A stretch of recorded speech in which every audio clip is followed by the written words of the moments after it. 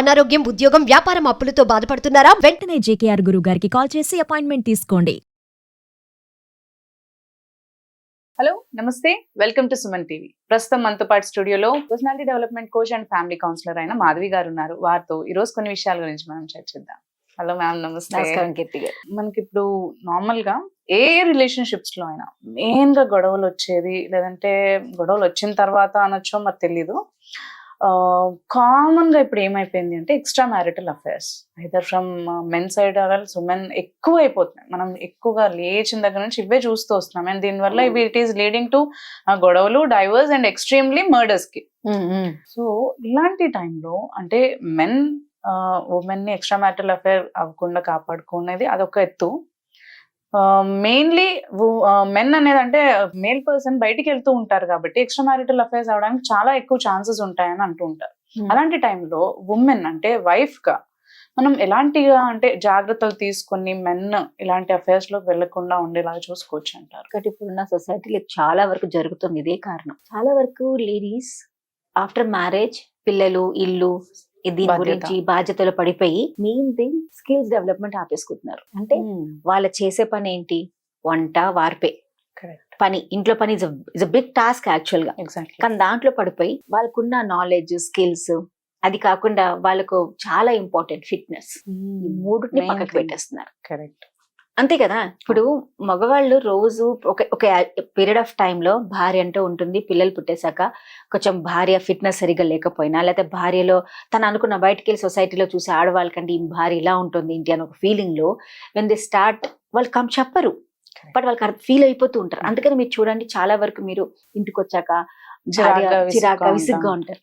Yeah I know, as మనకి ఇంట్లో చాలా పనులు ఉంటాయి, చాలా విసుగ్గా ఉంటుంది. హస్బెండ్ వచ్చే టైంలో మనకి ఇంకా పనులు ఉంటాయి. దాంతో చాలా మందికి లేడీస్ అన్టైడీగా ఉండటము, రెడీ అవ్వరు. అంటే చాలా మంది ఏమంటారంటే ఈ మాట అన్నప్పుడు అంటే మేము రోజు మేకప్ చేసుకోవాలా మేడం అంటారు. నాట్ మేకప్ ఇక్కడ. సి ఆ పర్సన్, ఒక హస్బెండ్ ఇంటికి వచ్చినప్పుడన్నా మనం ఎక్కడికైనా బయటకు వెళ్తే మనం ఎందుకు రెడీ అవుతాం? ఎందుకు వెళ్తాం? బికాస్ వీఆర్ రిప్రజెంటింగ్ మనం ఒక చోట ఐడెంటిటీ క్రియేట్ చేయడానికి మనం వెళ్తూ ఉంటాం. మనం రిప్రజెంట్ చేసేటప్పుడు ద పర్సన్ ఎవరైతే మన హస్బెండ్ ఉన్నారో వాళ్ళ కోసం మనకు కొంచెం కూడా మనకంటూ సమయం ఇచ్చినప్పుడు కొంచెం మనం ఫిట్ గా ఉండటమో, మనం కొంచెం చక్కగా తయారు చేసుకోవడం తప్పలేదు కదా. అనంత మాత్రాన you're not doing something else. అంటే మీ హస్బెండ్ ముందు ఒక బొమ్మలా నించోవాలని కొంతమంది కూడా అంటారు. బొమ్మ అనే అంటారు ఇక్కడ. నువ్వు ఎందుకు బొమ్మ అనుకుంటున్నావు అంటే నీకు నువ్వు వాల్యూ ఇవ్వవా? ఇచ్చుకోవాలి కదా. ఎంత పని ఉన్నా చక్కగా మనం ఒక చోటుకి వెళ్తే పొద్దున, ఎందుకంటే చిన్న పిల్లలు చూడండి, మార్నింగ్ ఎంత షాబీగా ఉన్నప్పుడు వెంటనే సాయంత్రం అయిన వెంటనే మళ్ళీ ఇంకోసారి స్నానం చేసి చక్కగా తయారు చేసుకుంటాం. ఎందుకు చేయిస్తాం? Because we want our child to look good. Similarly our husband also want us to look good. అది మనం చాలా వరకు దాన్ని అక్కడికిక్కడ మనం మ్యాచ్ చేయలేం. ఏమంటే దానికి రీజన్స్ ఇస్తాం. మనకు ఆప్షన్స్ ఉంటాయి. ఆప్షన్స్ లేవా? ఒక 5-6 నిమిషాల ముందు మన ఫ్రెష్ ఎందుకు అంటే ఇప్పుడు ఈవినింగ్ షాపింగ్ కి వెళ్ళాలంటే రెడీ అయ్యి వెళ్తారు కదా, మరి అదే హస్బెండ్ వచ్చేటప్పుడు రెడీ అవుతే చాలా అంటారు. అంటే నిన్ను నువ్వు తయారు చేసిన తప్పలేదు కదా, ఎవరి కోసం కాదు కదా, అదొకటి అనుకోవాలి. ఇంకోటి, చాలా మంది అమ్మాయిలు అప్పుడున్న లేడీస్ ఏం చేస్తారంటే వాళ్ళకి చాలా నాలెడ్జ్ ఉంటుంది, స్కిల్ ఉంటుంది, వాళ్ళు దాన్ని అప్గ్రేడింగ్ చేసుకోలేకపోతున్నారు. అప్పుడు ఏమవుతుంది, హస్బెండ్ వేరే వాళ్ళు ఇదే సేమ్ మెంటాలిటీ ఇలాంటి వాళ్ళు ఏదైనా చేస్తుంటే ఏదైనా ఇంట్లో నువ్వు ఇంకా నేర్చుకోలేకపోతున్నావు, ఏం చేయట్లేదు అని ఒక మాట అనేస్తూ ఉంటారు. నువ్వు అప్గ్రేడ్ చేసుకోవచ్చు కదా నాలెడ్జ్ అండ్ స్కిల్. పెళ్ళి అయితే అంత పని చేస్తున్నావు, నువ్వేం చేస్తున్నావు, కూర్చుంటావు, ఫోన్ చూస్తూ, టీవీ చూస్తూ అని అంటారు. సో వాళ్ళు అన్నంత మాత్రాన అంటే నువ్వు వాళ్ళతో కంపేర్ చేస్తున్నావు అన్న ఫీల్ అవ్వకుండా it's good thing for my self. అంటే నేను అనేది లేడీస్ ఏదైనా చెయ్యి అని అంటున్నారని అర్థం చేసుకో, అంతే కదా. సో వాళ్ళ కంపారిజన్ కాదు, కంపేర్ చేశారు. అది అతని ఆలోచన అంతే ఉంచుకోండి. ఈజ్ వెరీ తక్కువగా ఆలోచిస్తున్నాడు అనుకోండి, కానీ ఈజ్ టెలింగ్ మీకు మంచి మాట చెప్పారు కదా. Why can't I increase my knowledge? నా స్కిల్ నేను డెవలప్ చేసుకోవడం బెటరే కదా. నాకు ఈ పని వచ్చు, ఇంకా చేయొచ్చు కదా. సో అందుకని అంటే మగవాళ్ళకి ఒక అట్రాక్షన్ ఉంటుంది, ఒక పీరియడ్ ఆఫ్ టైం ఉంటుంది వాళ్ళకి కూడా. ఇంటికి అఫీషియల్ ఇద్దరు వర్కింగ్ ఉమెన్ అనుకోండి, ఇద్దరు వర్కింగ్ పర్సన్స్ అనుకోండి, ఇద్దరు ఇంటికి వస్తారు, ఇద్దరు చికాకులో విసుగులోనే వస్తారు, కాదంటలేదు నేను. బట్ బిఫోర్ దాట్ అసలు వాళ్ళిద్దరిలో కమ్యూనికేషన్, ఒక టైం, ఒక్క రోజు ఫ్యామిలీలో 1 day, that is called family day అని పెట్టుకుంటూ వీక్లీ వన్స్ అని ఇద్దరు కలిసి బయటకు వెళ్ళొచ్చు. ఎంత వర్కింగ్ అయినా Sunday will be free for you. ఇంట్లో పని చేసుకుంటా కాదు, కానీ ఒక్క టైం నీకు ఒక టైం స్పెండ్ చేసుకుంటే ఇలాంటివి చాలా తగ్గుతాయి. మనం మీ టైం ఇవ్వట్లేదు, ఎక్కువ టైం ఇవ్వద్దు. ఎందుకంటే ఎక్కువ టైం ఇచ్చినా కూడా గొడవలు అయితే ఉన్న సమయంలో అయినా హ్యాపీగా ఒక 3 hours go and have a lunch or a dinner or go to fun some temple.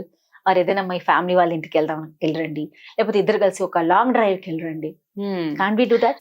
ఎప్పుడన్నా అంటే కొంతమంది ఆడవాళ్ళు కంప్లైంట్ చేస్తారు, మేము అడుగుతామండి వాళ్ళు తీసుకెళ్ళరు, లేదంటే వాళ్ళు ఎప్పుడు చూసినా ఫ్రెండ్స్ తోటో లేదంటే బయట వాళ్ళతో ఎక్కువ స్పెండ్ చేయడానికి చూస్తూ ఉంటారు, మాతో స్పెండ్ చేయరు అని అంటారు. అట్లాంటప్పుడు ఏం చేయొచ్చు? ఇలాంటివి జరుగుతాయి, కాదంటలేదు. ఇప్పుడు ఏం చేయాలి, ఎందుకు వెళ్తున్నారో తెలుసుకోవాలి. What is the reason why they are going out? Okay, parties కి ఎందుకు వెళ్తున్నారు? బికాస్ ఈమెకి ఇష్టం లేదు. సో అలా అని చెప్పేసి ఈమె పార్టీకి వెళ్ళమని నేను చెప్పట్లేదు, చెప్పొచ్చు నాకు పార్టీ ఇంట్రెస్ట్ లేదు, మన ఇద్దరం కలిసి ఇంకెక్కడికైనా వెళ్దాం, ప్లాన్ చేద్దాం. 2-3 సార్లు అడగండి, 3 సార్లు ఆయన వింటే విన్నారు, but you be going on asking him. తప్పేముంది కదా? ఒక వ్యక్తికి మీరు 100 సార్లు 99 సార్లు చెప్పినా ఒక్కసారి చెప్పినా కూడా ఏమో మళ్ళీ ఒప్పుకోవచ్చు కదా. అరే నన్ను ఇన్ని సార్లు అడుగుతుంది కదా, తీసుకెళ్తే అయిపోతుంది కదా. మనిషి వాడు ఎప్పుడన్నా మారుతాడండి. కరెక్ట్. మనం చేసే పనిలో ఉంటుంది.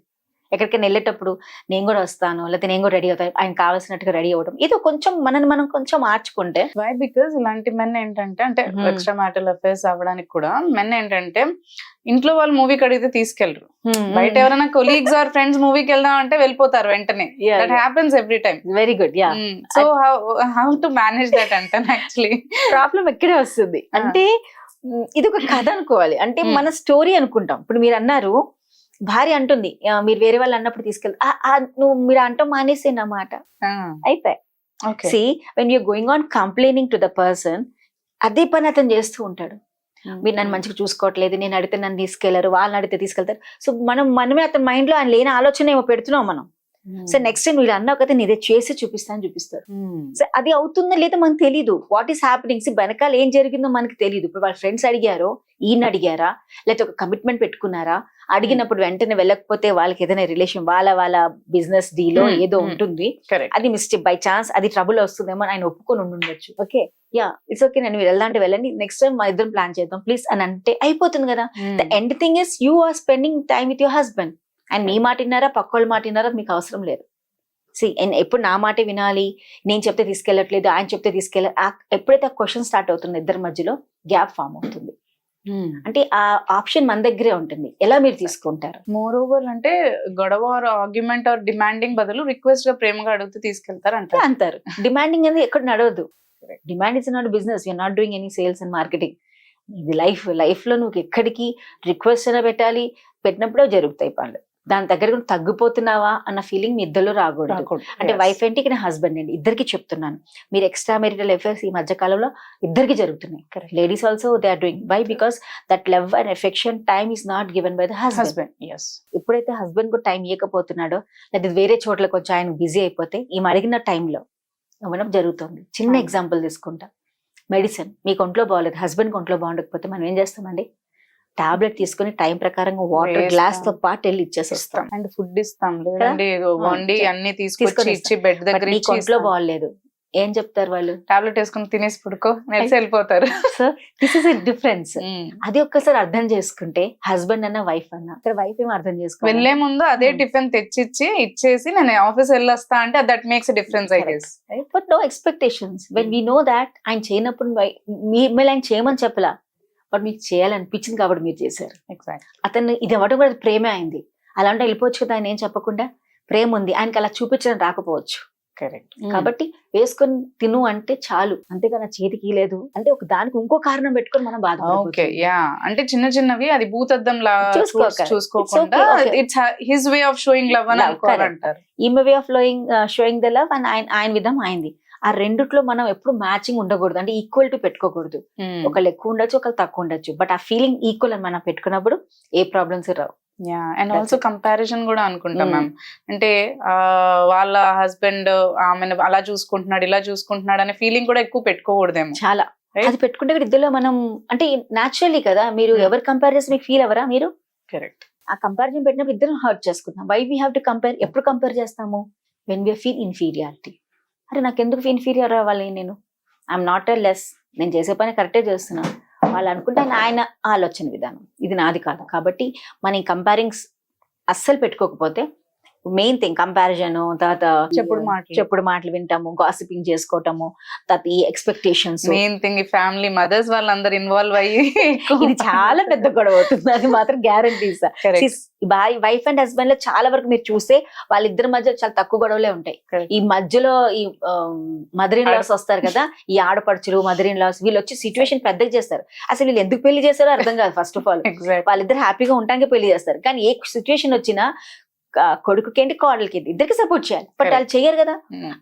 ఆ కొడుకు సపోర్ట్ చేయడం ఎందుకు చేస్తారో తెలుసా, వాళ్ళ పాతవేవో ఉంటాయి, ఆ ఇష్యూస్ అని ఇక్కడ ఓపెన్ చేసి పెద్దగా క్రియేట్ చేసి వాళ్ళిద్దరిలో చక్కగా కలపాలన్న మూమెంట్ ఇంకా విడగొడుతున్నారు. Exactly. సో వీళ్ళిద్దరి మాట డిపెండ్ అవుతుందా, వీళ్ళిద్దరి మీద డిపెండ్ అవుతుంది. ఎవరి మాట వినాలి, ఎవరి మాట వినకూడదు. బికాస్ ఒకళ్ళొకళ్ళు అర్థం, నిజంగా చెప్తే వైఫ్ అండ్ హస్బెండ్ ఉన్న అండర్స్టాండింగ్ నార్మల్ గా ఉండదు, బికాస్ వాళ్ళకి అర్థమైపోతుంది ఎవరు ఏంటి అని. కానీ వీళ్ళ మధ్యలో వచ్చేవరకు ఏమవుతుందంటే ఇంకా బ్యారియర్స్ పెరిగిపోతుంది. సో మీరు ఎవరి మాట వినాలి, ఎవరి మాట వినకూడదు. ఈవెన్ దో మీ అమ్మగారు అవన్నీ, మీ అక్క అవని, అబ్బాయికి ఏంటి అమ్మాయికి ఏంటి, వాళ్ళ పేరెంట్స్ ఎంతమంది అయినా ఎలా అయినా ప్లీజ్ వాళ్ళ మాట వినవలసిన అవసరం లేదు. అంటే వినవండి అనేది తప్పు ఉంటే, వీళ్ళలో తప్పు ఉంటే వాళ్ళ మిస్టేక్స్ చెప్పినప్పుడు సరిదిద్దుకోవాలి. అంతేగాని ఒక ఇష్యూని పెద్దగా చేస్తున్నప్పుడు వాళ్ళు దూరంగా పెట్టడం better. Thank you ma'am, thank you, well said, thank you so much. Thank you so much.